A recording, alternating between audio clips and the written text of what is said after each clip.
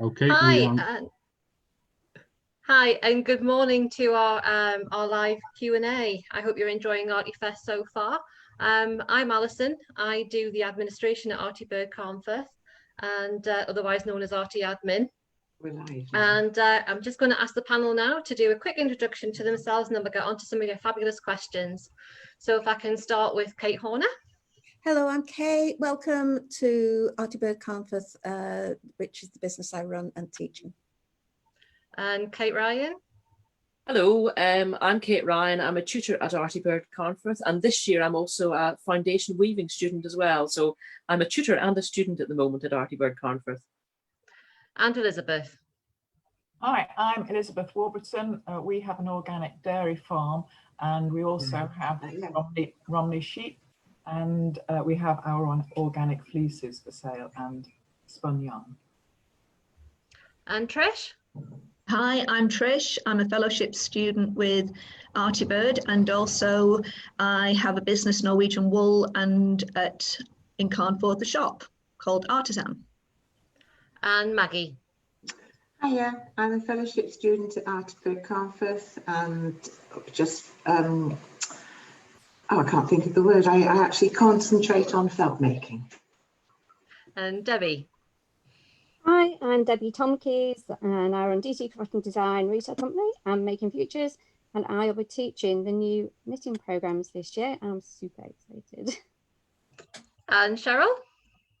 Hi, I'm Cheryl, and I'm from Artybirdaustralia, and I'm also a fellowship student with Kate, and actually have been a student now for Kate with about 7 years, I think. So, and I'm under her umbrella as a centre. And Deirdre. Deirdre. Would you say hi, Deirdre? I think we have a bit of lag on Deirdre. Deirdre is part of All Things Creative in Nottingham, and they specialise in upholstery and fashion tailoring and pattern cutting. So I'll say hi on her behalf because I seem to have some technical issues. Right, moving straight into the questions then. First question that we've had, it's coming from Sophia. Thank you, Sophia. As a child, I learned traditional hand embroidery both at school and at home. I still have my mother's tray cloths with Lazy Daisy stitch. I really enjoyed embroidery, but haven't done it for years. Do people still teach this? Is it popular? It seems to be more abstract stitching now. And can I direct that question to Trish? Thank you. Hi, Sophia. Hope you're enjoying our ArtyFest. Yes, I love hand embroidery and traditional hand embroidery, and I did a diploma in embroidery with ArtyBird Carnforth. And yes, as a child, I learnt traditional stitches and continue to do that. On the courses, there are options to learn the traditional stitches before we start breaking the rules. I know what you mean about it becoming more abstract. There are some brilliant embroiderers and textile artists who use stitch and embroidery in very, very unique contemporary ways. But it is personal choice, and it's how we combine those skills and techniques with traditional stitches, whole cloth quilting, borrow stitch, a Japanese style stitch, cantha stitch. It's about the uniqueness of your mark making and embroidery to create wonderful, unique pieces. And I think it's also, for me personally, hand stitch is quite calming and contemplative. And everything we do at ArtyBird is about our well-being and how our being creative helps our well-being. So yes, there are still courses within ArtyBird, still techniques that we learn in traditional stitch, but then it's over to you to be as creative as you want with whatever stitch. That's lovely, Trish. Thanks. Kate Horn, have you got anything to add to that? I just want to say that in my own work, and thank you for the question, Sophia, I look at and really love things like black work, hardanger, and these are stitches that I've brought into my own work, and I use them. So without the history and tradition of embroidery, I wouldn't be making the work that I'm doing today. Lovely, thanks, ladies. Right, move on to the. Has it got anything else to add, or shall I move on to the next question? I'll move on. Right, lovely, thank you. Right then, next question is coming from a lady called Wendy. Thank you, Wendy. I keep reading on the website about the importance of design in your courses. How important is it in your work? Kate Horner, can you lead that one, please? For me, it's absolutely vital in my own work. Without design, I wouldn't generate the ideas and discover what it is I want to say through the textile work that I produce. So I don't kind of separate the two in my own work. I see them as moving between, and there are times when I just need to design and I know that my textile art has dried up and I need to do a body of design work to reinvigorate it again. And then, you know, partway through I'm playing with materials and things and ideas come up and I just move over and start to draw again in it. So to me, it's essential in my own work. And that's why we make it such an important part of the courses that we run here. Thanks, Kate. Anybody else got anything to add? Maggie? Yeah, well, when I started studying felt making with Kate, oh God, 20 odd years ago, I would never have classed myself as an artist or able to draw or anything. And I still don't class myself as a painter or a drawer, but learning the different design skills meant that I could actually create the works that I created in felt I could actually put down in felt what I wanted to say. But without learning all the different techniques of different design methods, I would not have been able to do what I can do today. So that's how important it was to me to learn the different design techniques. That's brilliant. Thanks, Maggie. Debbie, did you want to say something? Yeah, if that's okay. I'll be teaching the knitting courses, and I think an awful lot of people learn the skills of knitting, and some people are incredibly accomplished knitters, but making that leap from following a pattern to actually designing your own projects is something that some people sometimes feel a little bit like wary of and they're not as confident with. So I think that it's really important to appreciate that you know, you really can take those knitting patterns and adapt them, or you can create them from scratch. And I think, you know, what the programs do is really help you to do that and help you to see how designing can really designing even on paper or designing with the materials can then be sort of pushed into designing with knitted fabrics. Brilliant. Thanks, Debbie. Elizabeth, did you want to say something? I just think when I came and did the course initially, I had some ideas about weaving that I wanted to explore, but you know, I was very disorganized and jumbled and I just wanted to leap in and try everything. And I think you need guidance and help towards generating ideas and knowing how to progress them in a ordered fashion rather than just chaos. And I think with me, it was learning the discipline of looking at my ideas and actually turning them into design. Could I add to that? Could I add to Elizabeth's comment? I fully agree with you. I think it's, you have an idea and you can go off on hundreds of different tangents, but coming down to look at it and focus on either an inspiration or starting your designs actually starts to pull the structure together a little bit. And clarify what you want to do. So I would agree totally with that. Brilliant. Thanks, Trish. Anybody else got anything to add? Cheryl? I'd just like to say I'd never worked with design before, so I'd been a felt maker much long before I met Kate, but in incorporating the design process into my work, I feel that I've become much more professional, much more competent, much more able to take my ideas and generate a whole different series of things. I find it, you know, it's been a discipline I've had to learn, but one that's really given depth and energy and liveliness to my work in the end. That's brilliant. Thank you. All right, we've just had a question come in from Jennifer. Where do the panel see the line between art and craft? Who would like to start? Cheryl. This is a question which I struggle with a lot because I call myself an artist who works with fibre and textiles.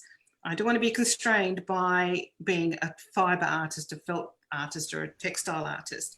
I want to be able to do whatever I want to be able to do. And I think where art and craft kind of diverge, I think you certainly need the craft. The craft is a skill set and the enjoyment and the love that you put into things. And the art is kind of the amorphic creation of something that generates an emotional response in your viewer and in yourself. That's present in craft as well, but I think once you can elevate your work to a point where it's up on a wall and suddenly it's completely different. You know, it could be a beautiful quilt that you've made, but as soon as it's up on a wall and not on a bed, it's got a different feel to it. And I think this is a very difficult question, but I think it's one worth working to, developing the critical language to go with it that gives you a whole range of how to talk about things in different contexts. Great, thanks, Cheryl. Anybody else? Deirdre, yes? I think dealing with a subject like upholstery or fashion, where you're actually creating something that's quite functional, it's much more difficult to see the connection between art and the craft.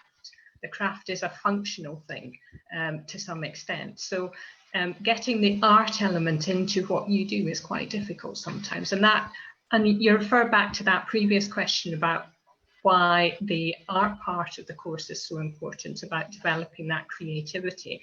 So it's where you're trying to bring something that is more creative into something that's purely functional. So the craft's important when you're doing something like a piece of upholstery, but the creative bit's important as well to make it individual and unique. Brilliant, thank you. Yes, Kate. I would like to say that it's really, really important to have good craft skills, to know your materials and your tools and your techniques inside out, and to be able to express yourself through them. And I think it's getting that balance between the two and not having badly made things as an excuse for being art, but actually it's your voice as a maker, as an artist, that's coming through your craft. Fabulous. Yes, Kate. Kate. I would just like to reiterate what everybody else has said and agree with that, but I would also say that one of the lovely things that we do at ArtyBird is we would often have conversations about exactly this kind of question. So as students and as tutors, we will sit around and we will discuss this kind of thing. That's one of the things that you can do through ArtyBird, is to have these kind of conversations. It's an ongoing question, it never gets completely answered, and I think everybody has got lots of different opinions on it, but it's the sort of thing that if you come and be a student at ArtyBird, you can get involved in discussions around. Lovely, thanks, Kate. Anybody else got anything to add? I'll move on to the next question, if that's all right with everybody then. Cheryl, I'm going to direct this one at you. We've had a couple of questions in regarding alpaca, and thanks to Chris and Amanda for these questions. Chris has a very fine baby alpaca fleece which is destined to become knitting yarn. She'd like to blend it with wool to give it some bounce. What would you recommend, and what ratio of wool to alpaca would be best? And the other questions I've had regarding alpaca is somebody's heard that actually Carn felt alpaca, is that so? And if so, you know, if that's not true, how do you prepare an alpaca fleece, and also how can it be hand spun? Well, alpaca's really interesting. It behaves differently to wool. It's actually a hollow fibre, not a solid fibre. But the difference here is the scales are slightly smaller on alpaca, but it does felt, because that scalability. And in my own work with alpaca, I've actually got, I started off with 40 in the paddock. So that's why I worked with alpaca a lot, is that it kind of wants to felt from the end. I tell a story to my students about, we have like Kelpie dogs here, Kelpies that, you know, help look after the sheep and all that sort of thing. And alpaca is like a really young Kelpie pup who's very eager and wants to go everywhere and do everything, you know, and it's not like, and the wool is like an old Kelpie dog who just wants to sit there and says, well, yeah, I'll do what you want, but you've got to make me, you know. So alpaca is a very eager fibre. And that goes with, so it actually has its own bounce. You don't need to add wool to have bounce in alpaca because of the hollowness of the fibre, that's air. And as you compress it, now whether you're spinning it or felting it, you are compressing the fibre like you would a straw. And over time, the air actually refills that, the strand, I've lost the word of what it is, the fibre, the individual fibres. So the bounce actually comes back into the piece as it fills with air over time. So as it relaxes again after you've hand spun it, felted it, bashed it into submission, it will actually come back to you. So in the very first days of alpaca, and here in Australia, we've only had alpacas maybe for 20 odd years. We used to always put about 10% wool with it in the expectation that you couldn't do anything with it. I would actually try just using straight alpaca first before you added wool to any of your hand spinning opportunities. Just try alpaca first and see what you think. Especially fine baby alpaca, it's beautiful to use.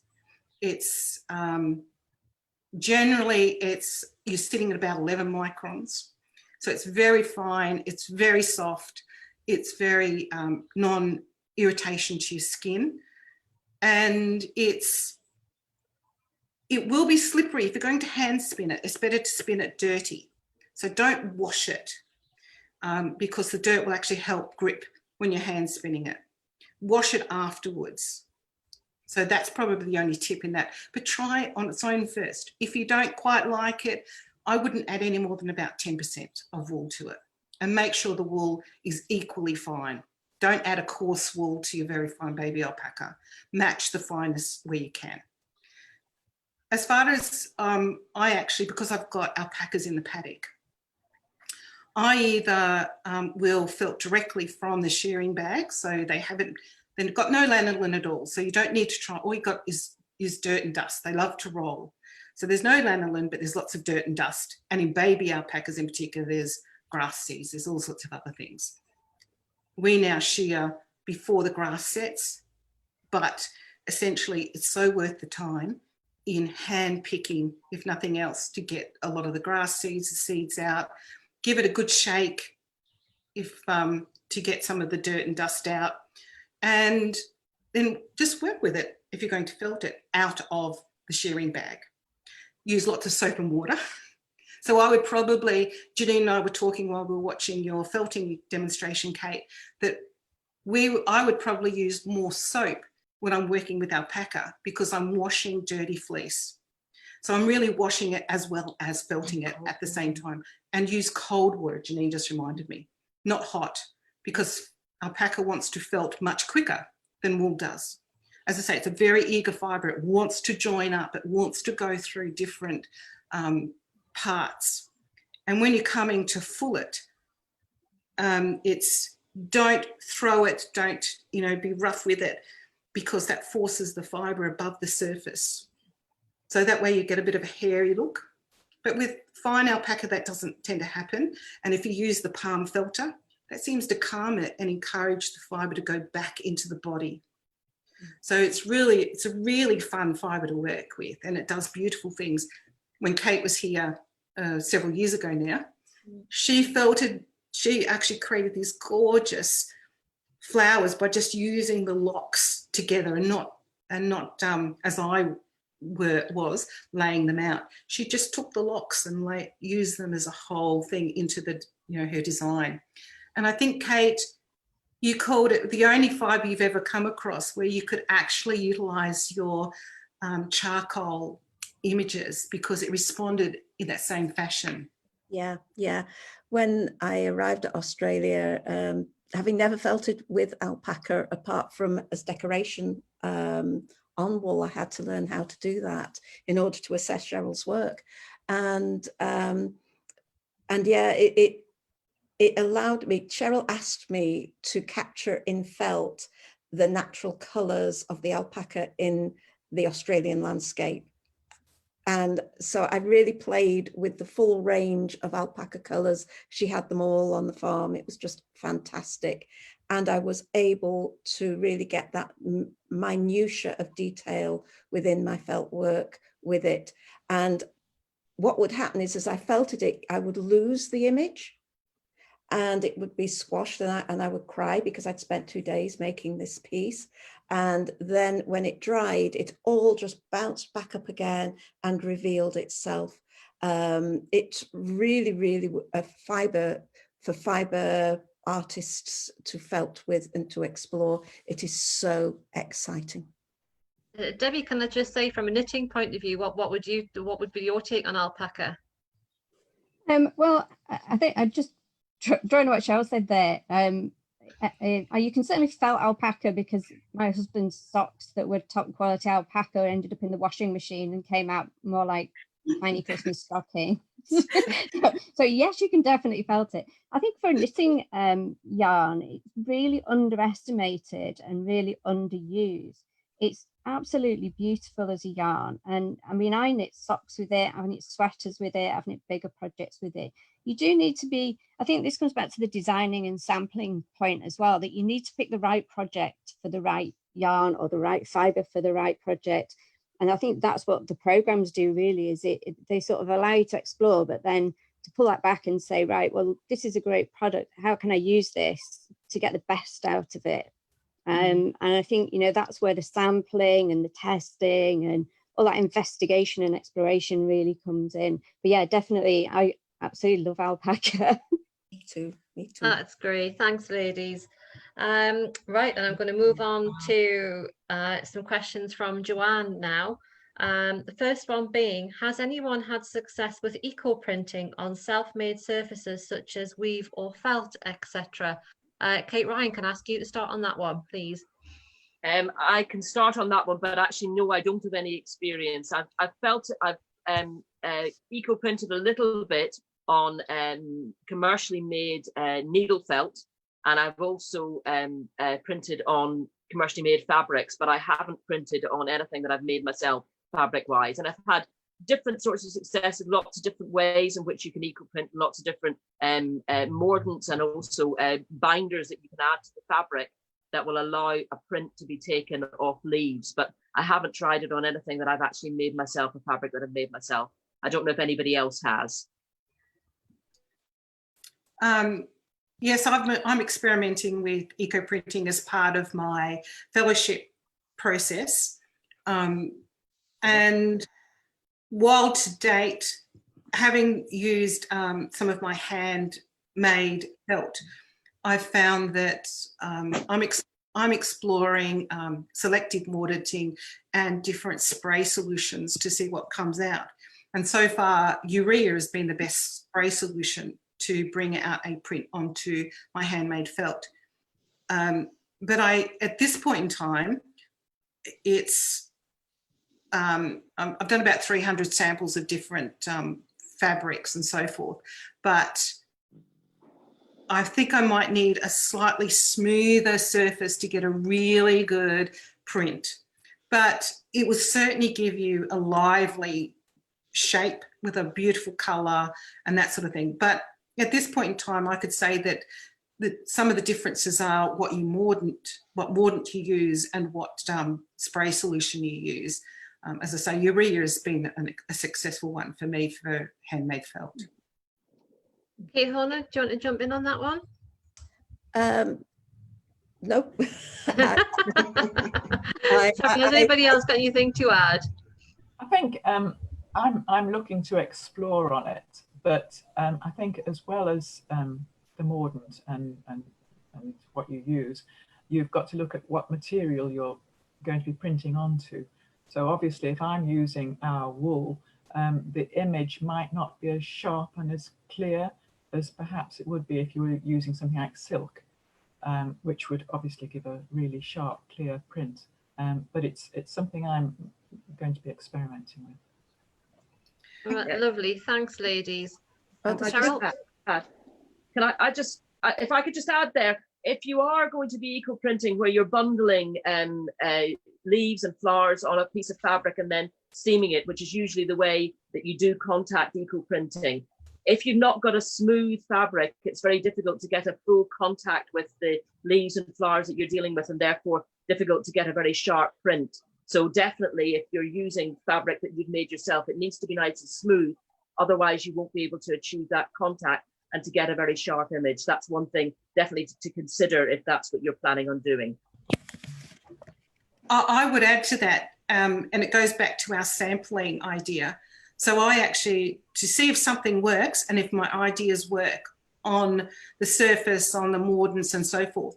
As I said, I've done over 300 samples, which is just a leaf on the fabric, and it's gone through the process, because I'm not going to waste 3 meters of silk if what I want hasn't worked or won't work. So again, it comes back to that sample, until with notes and so forth, so you know exactly what you've done. And in adding to Kate's, I've actually been experimenting using Glad wrap, or I don't know if you call it Glad wrap, plastic wrap, cling film, get the terminology to match, and using that both as a wrapping medium, because it shrinks as the heat affects it and holds everything tighter against your, your resist round rod as such. So that's worked significantly well, much better than string or elastic bands, to give me a nice, clear clarity of print. Thanks, Cheryl. Maggie, did you have something to say? Sorry. Actually, Cheryl's just covered it, because I was going to say I had a play day with some friends a couple of years ago in the summer, and we were eco-printing in the garden, and we used a variety of fabrics, but we found that by wrapping it in cling film and using that to hold the leaves and flowers next to the felt, we got lovely prints on things like cotton lawn and stuff like that, where it was a very smooth surface. But on the felt, we were finding it difficult until we used cling film to wrap it up in, and it held it tighter. Brilliant, thanks, Maggie. Trish, did you want to add something? I was just going to agree that it's the smoothness, I think, of the fabric. I've been experimenting with, from Cheryl's idea, a soya mordant, and I've used different cloths, so linen and silk noil and silk. And the one that's come out the sharpest is on the silk, and I've used steaming it with the cling film. But delightful things with blackberries from the freezer laid on a piece of silk that has just come out sublime, but nothing, just splodges on linen. And I think it's got to be a very smooth surface for that contact with the material you're using. But it's a delightful process. Lovely, lovely, thank you. Is everybody happy? Answered anything they want to? Okay, I'll move on to Joanne's next question then, and I'll go around the panel on this one, which is, what is the most unusual textile work you've encountered? And I will start that with Elizabeth, please. Well, I was thinking about this, and I really enjoy the arts and crafts movement, and I think the work that some of the work that Ruskin involved and brought in the lace makers are absolutely fabulous, and because of the fineness of the product, it doesn't keep so well, but thankfully we've got great places like at Barnard Castle. We've got the museum there that has them stored, and so you can go and see them, and also Ruskin's museum. But I think some of those traditional craft materials, it's so nice to see that they have been valued and kept so that we can work with them and see them.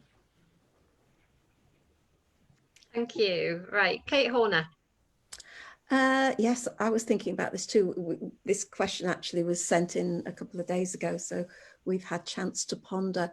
And I was thinking about one of our students, Kathy Chappell, who created a series of jewellery in felt but she's also a batik artist. So she actually dipped the felt into molten wax, and it looked like felt. It looked soft, it looked fuzzy, you touched it, and it was hard and sharp and spiky.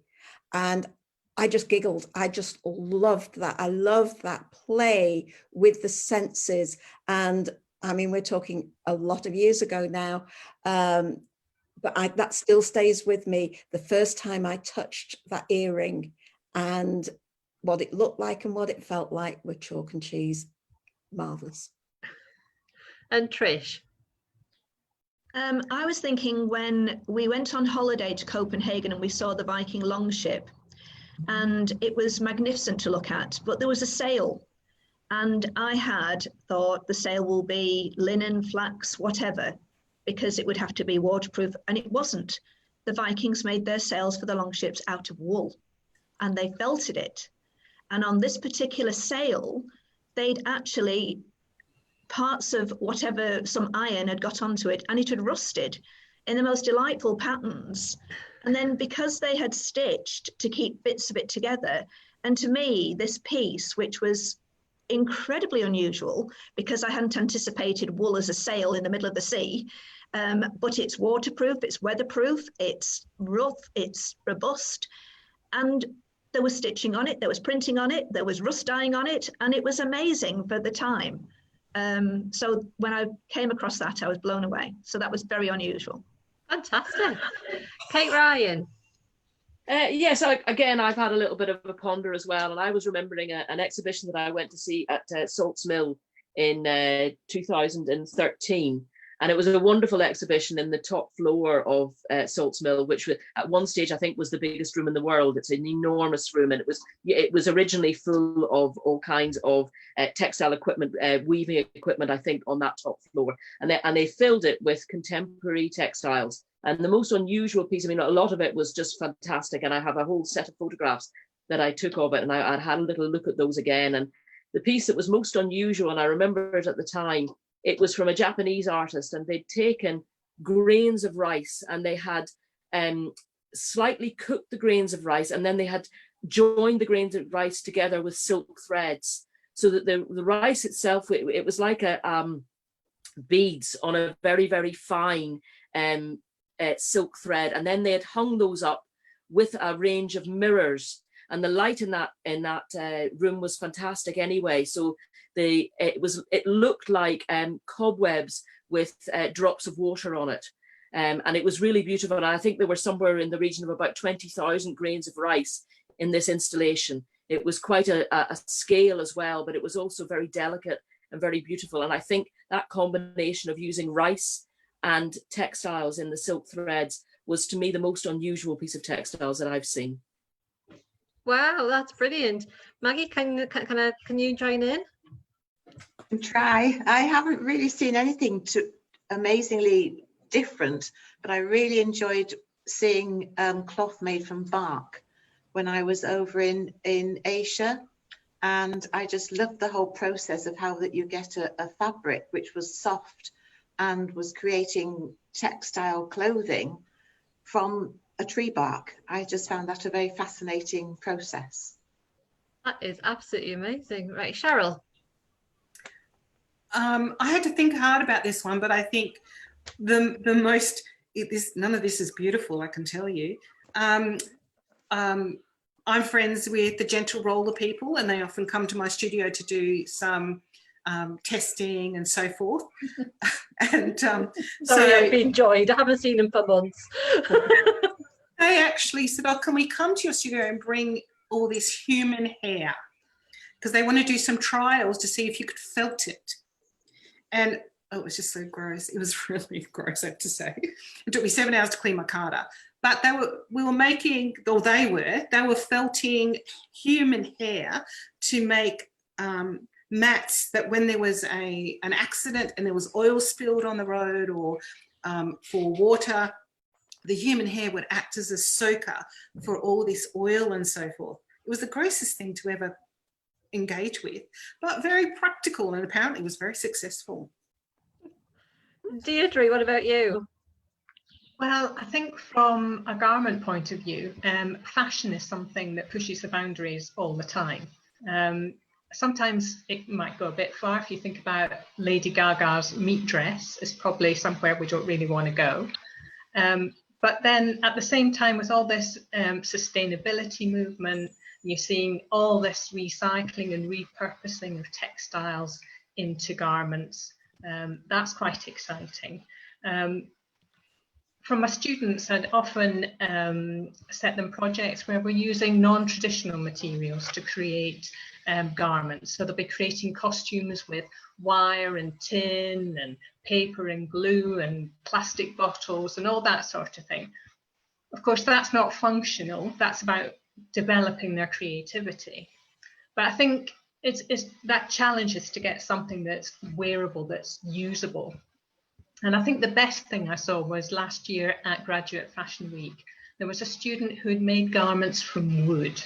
So the bits of wood, there were small bits of wood that had been laser cut and then attached together. So you got the flexibility. And there was little jackets and little skirts all made with wood. And they were absolutely beautiful. And they functioned, you could wear them. They were absolutely gorgeous. And I think that's the most successful use of a non-traditional material I can think of. Oh, that's brilliant. And Debbie, what about you? Yeah, sorry I disappeared there for a minute. We've got a massive thunderstorm here, so hopefully you can't hear the rain in the background. Yeah, so I mean, I hand spin as well as knitting and dyeing, and I think my best inquiry had to be from somebody who inquired how to spin. I hope you've all not just had your lunch, but regurgitated mouse fur regurgitated by owls. I was convinced it was my husband sending me random emails to see how I replied, but no, he actually genuinely was going to spin it into yarn. He was I think he was obviously interested in owls, but I think they ran a sanctuary or something, and it was to sort of demonstrate things to children, which I'm sure would engage children because they would just love that kind of thing. But yeah.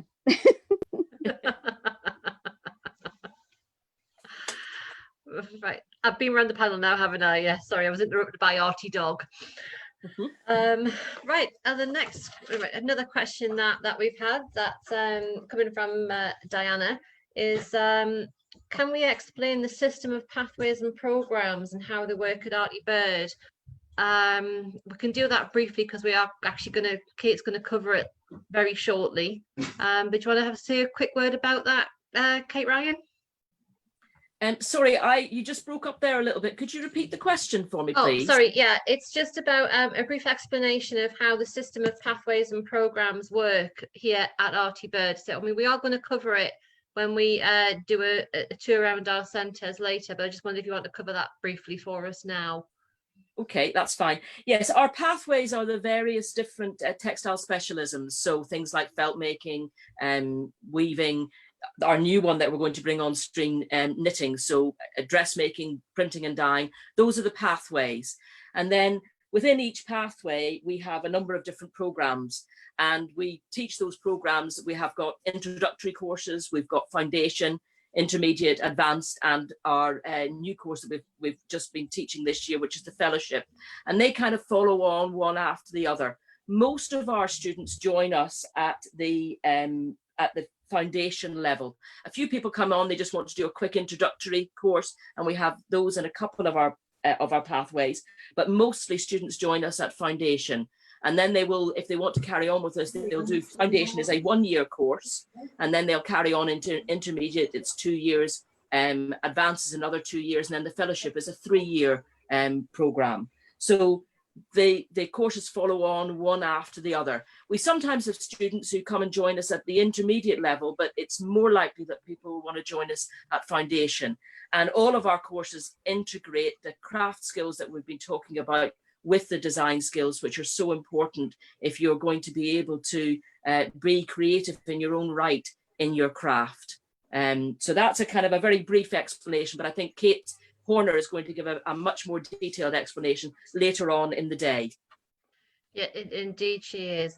Right, coming to the nearing the end of our time, but I've got a couple of great questions to finish off with. First one has come in from Emily, and it is, how did you decide to move into having a business rather than a hobby? Elizabeth, can you start that one for us, please? Probably with a glass of wine.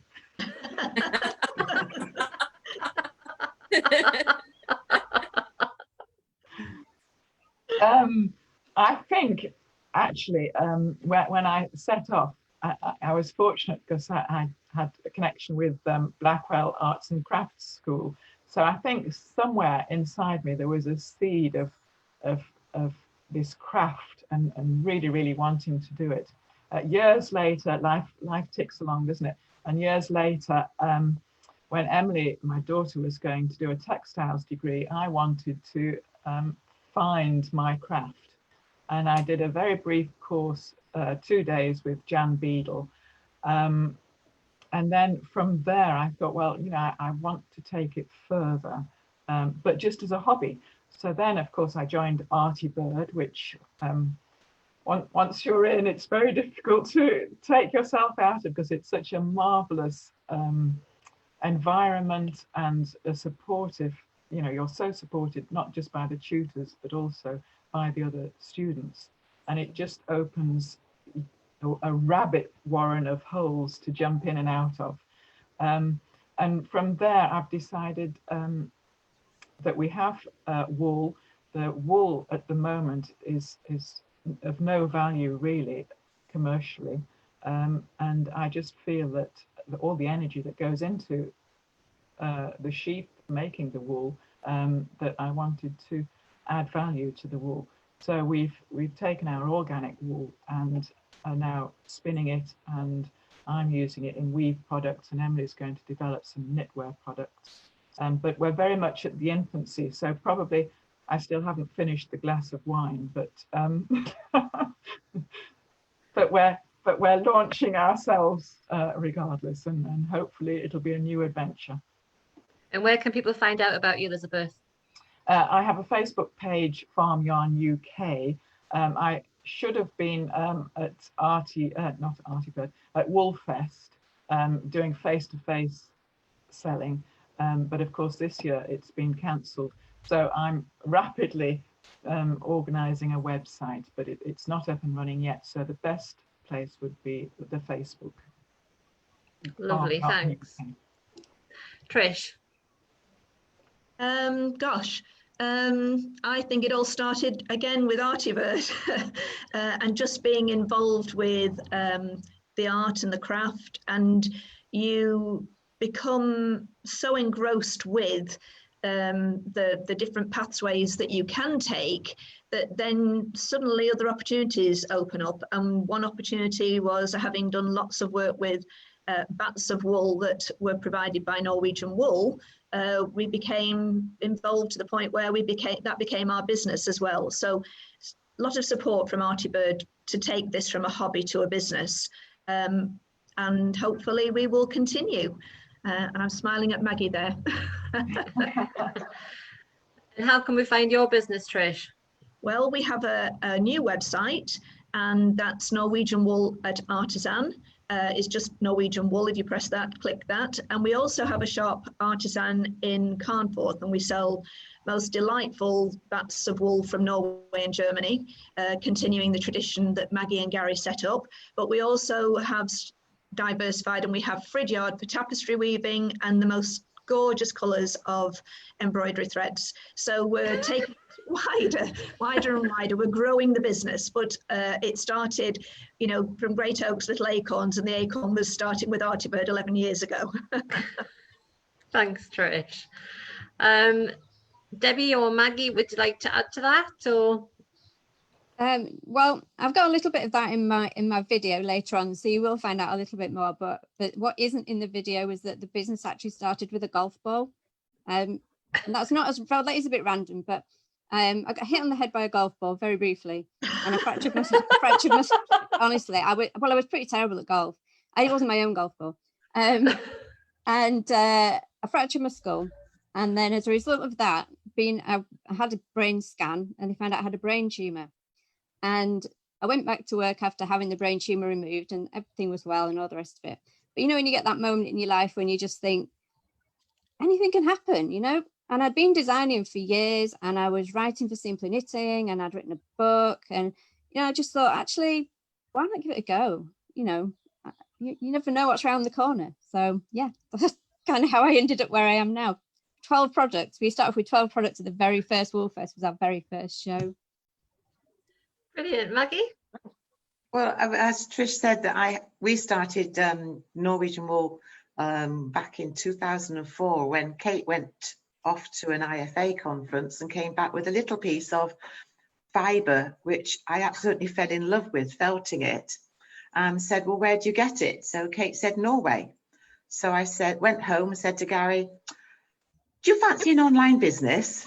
And luckily he said yes. So we then started working with the family firm in Norway and started importing the wool, which then grew to the size that we could manage. And then luckily Trish wanted to take it over, and so it's continuing there. But it was a case of, I like using this, where can I get it? And it is splendid wool, amazing wool. And that's brilliant. And then of course it's not just the shops, is it? It's because if it wasn't for people turning their passions into education businesses, we wouldn't be here today. So do you want to join in on that, Deirdre? Or yes, I think, although to be honest, textiles and fashion has been my job all my life. I started as a textile designer, and I worked in industry as a designer, as a woven fabric designer. But then I went back to college, and then I fell into teaching. And then as teaching changed, I still teach at college, but I also have the studio now with Naomi. And, you know, for us, being able to teach people outside the FE system is quite liberating, really, I think. We've really enjoyed it. And since we formed that connection with ArtyBird, that's enabled us to offer the qualifications which some people want. And it's seen people move from something that they're doing as a craft or as an interest, and then they starting a small business. They've got an upholstery business, or they've got a dressmaking business, and that's really rewarding. It's just the best part of it, really. yeah, that's great. Cheryl or Kate, have you got anything to add to that?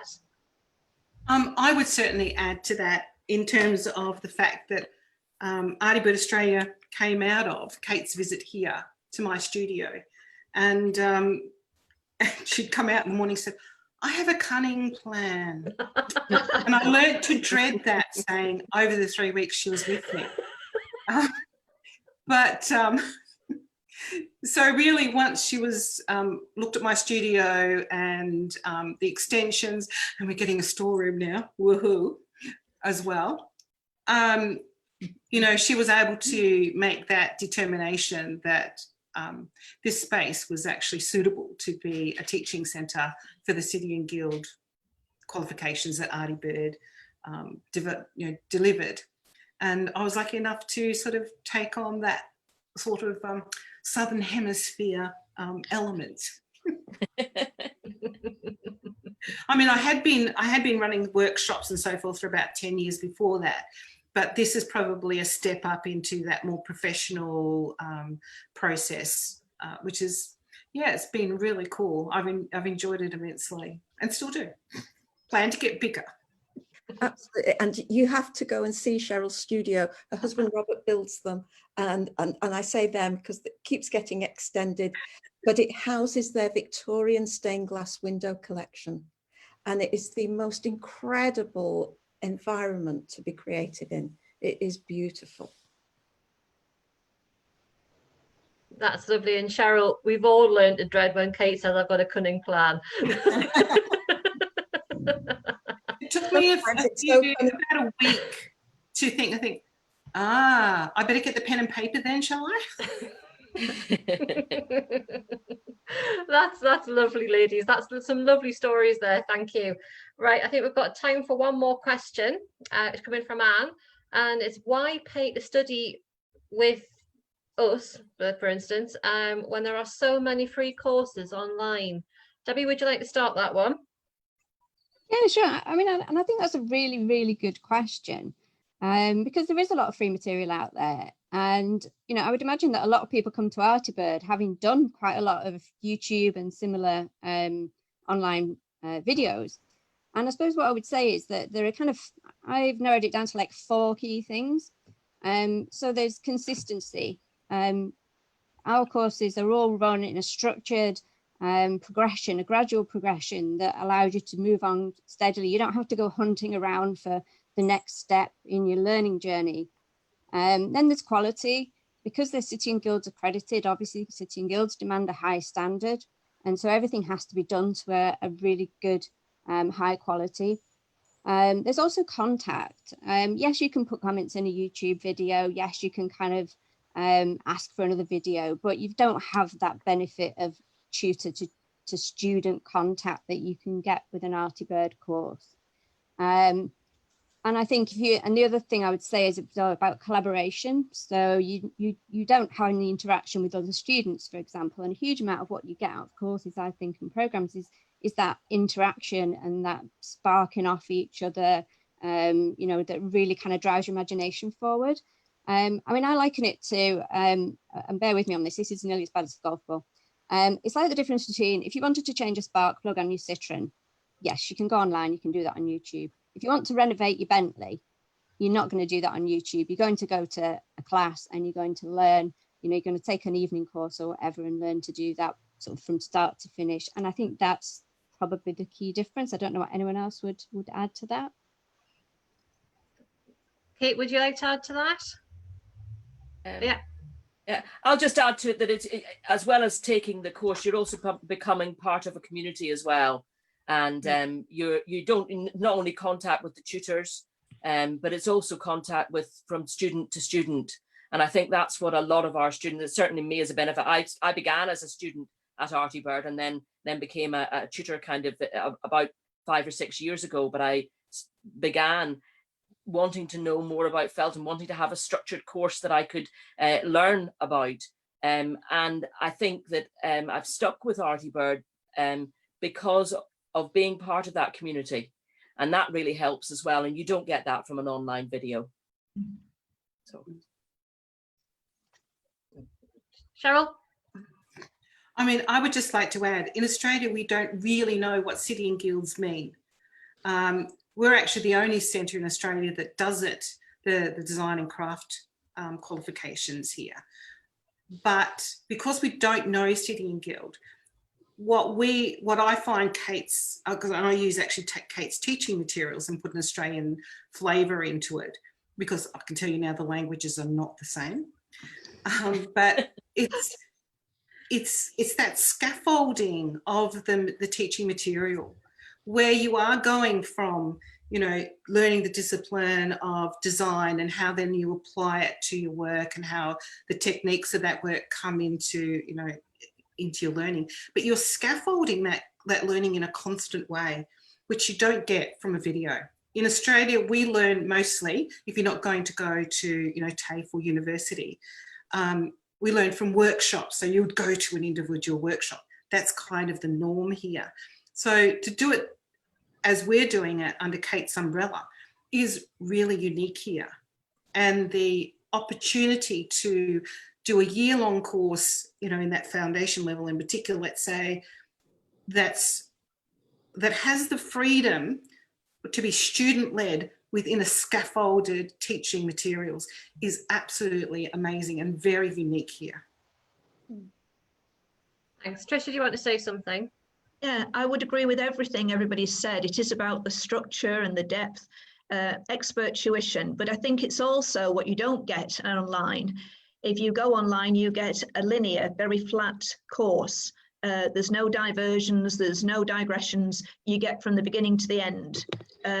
With ArtyBird, I think it's more for me about the personalised learning, and it's about going off in different directions and on different tangents, because the tutor, whoever you're with, Kate Ryan, Kate Horner, you know, whoever, they're there to support you, but everybody else in your group is there on your course to support you, and they've all got their skills and their techniques and their interests.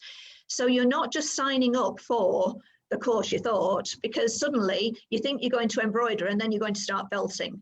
And then you're going to felt, and then somebody's going to, like Kate Ryan, say, have you tried this printing? Have you tried this dyeing? Or so online, you start at the beginning of your online course and you get through to the end, and that's your lot. Whereas this is so diverse. So to me, it's the mentoring, and it's the personalized learning, and it's that depth and structure, but also the inspirational tangents you can go off on, and you come home at the end of the day and think, well, I never thought I'd be doing dyeing now. And using your beautiful extracts, Debbie. Yes, absolutely, for my fellowship. Yeah, so yes, it's great. Yes, Elizabeth. I think the other thing is, whatever craft or artwork you're working with, it's very tactile, and you don't get that online. You know, when someone tells you to felt to a certain depth, I don't know felting, but I know that I need to touch to make that connection with the cloth. And when I see some embroidery work, or the effect that the print has on the material, whether or not it makes it stiffer or finer, I know what to expect when I'm actually there in person, and I can get hold of the cloth that I'm working with. You know, for me, whatever I do, I actually have to feel and touch, and that's my learning process. It's not just listening to information and then having a go by myself. I've really got to feely touchy. I back Elizabeth up on that one, because that was what I was going to put to the conversation, was it's being able to feel everything, and even stuff I'm not interested in, where other people are embroidering or weaving, but I can go and I can look at what they're doing. I get inspiration from that. Even if I'm not going to follow that discipline, I can get inspiration from that and see it all together and touch it. I think the other important thing is feeling it when it's not working properly or not going right, so that you actually know, rather than going racing off and investing money and time in something, you actually know, actually this is entirely wrong. Go back to the beginning, listen to your tutor, and you know, take that advice, and I think that is fantastic. That's lovely, ladies. Unless we've got anything to ask, I'd like to wrap up the live Q&A there. Thank you all for the questions. That's some fabulous questions, and I hope you agree some fabulous answers. And I hope you've learned a lot. Following on from the live Q&A, if you'd like to join into the online fibre prep group, you can see an online fibre prep demonstration there. And then at 1 o'clock, you'll see Kate and Cheryl and Debbie and Deirdre again as we go around the world with ArtyBird. And after that, we will repeat some of the demonstrations from this morning. And don't forget to send us in your email addresses if you'd like to have a copy of those videos, and also enter a prize draw for that lovely Kate Horner piece of felt there. Okay, that's great. Thanks very much. Thanks very much for joining, and we will see you soon. Enjoy the rest of the day. Thank you. Bye. Bye. Thanks, bye.